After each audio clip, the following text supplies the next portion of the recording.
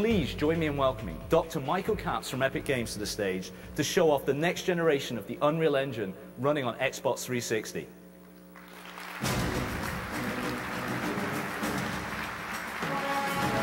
Michael, great to have you. Thanks, Chris. And I'm going to leave the audience in your capable hands. I'll do what I can. I appreciate it, sir. Totally have to buy a Zune now.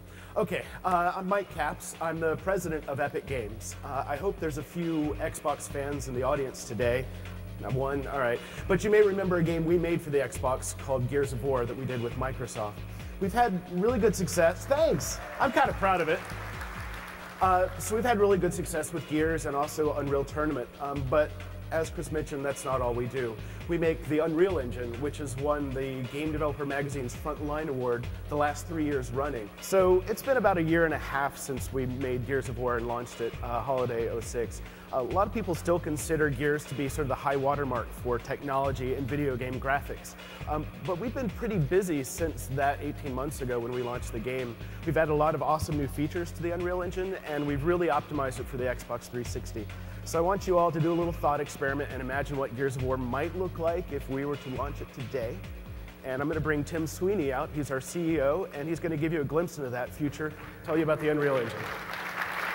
Thanks, Mike.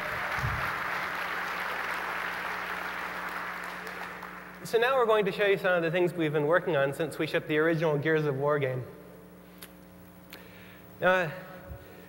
We never stop working on new features in the Unreal Engine. It's always a work in progress. We're always adding more.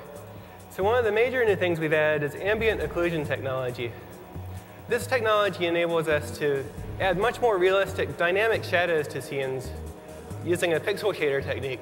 So a pixel shader traverses every single pixel in the scene and looks at how light reflects around and uses that to generate much more realistic shadow highlights on the objects in the scene. So you see much more definition in individual objects and they pop out from the backgrounds. This technique works for characters as well. We've done significant work on the character pipeline. On the left here, you see Marcus Phoenix as he appears in Gears of War. And on the right, he's being rendered in our new character pipeline. You see there's much greater contrast in the shadows, much greater specular lighting bouncing off of the thing. You see a lot more detail in the character overall. This is also a lot more efficient and enables us to render a lot more characters in scenes. If you remember in Gears of War, you fought the Locust Horde, where the horde consisted of maybe like 5 or 6 locusts. But now we can really build scenes containing hordes of creatures. And here we have over 100 creatures running around in real time using flocking technology.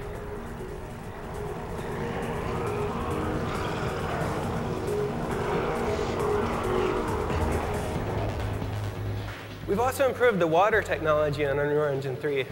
Besides the realistic water physics simulation running underneath, we also have realistic specular and environment reflections bouncing off of the water. So it captures much more of the realistic liquidy feel you see there. You also have more dynamic interaction with the water, so more realistic sound effects, more realistic splashes using particle systems. And this scales to very large environments. So you can build your game taking place on a deserted island, or you can build that jet skiing game you've always wanted to build using Unreal Engine 3. The engine now scales to much larger scenes like that. Now, Matinee is the system we use to build all of the Gears of War cinematics, the real-time cinematics that play back in engine. We've substantially improved this to give artists movie director class control over all of the objects in the scene, over cameras, over cuts. And we have a real-time preview now in engine that gives you all the visual effects of the real cinematic at a level that's not even seen in Hollywood now in their preview tools.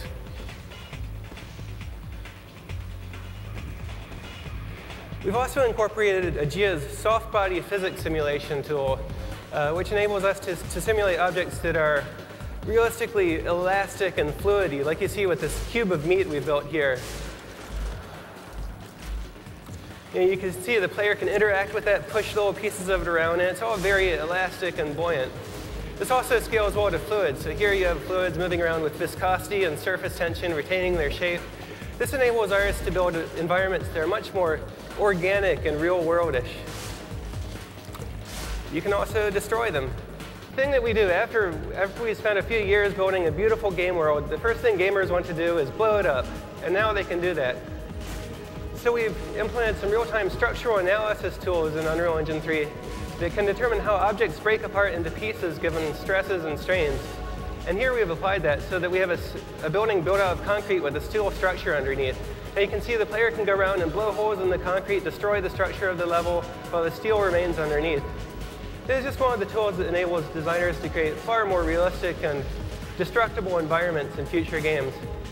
And these are just a few of the things we've been working on in Unreal Engine 3. We expect to have a lot more over the coming years as we learn to take more and more advantage of the Xbox 360's hardware power. Thank you.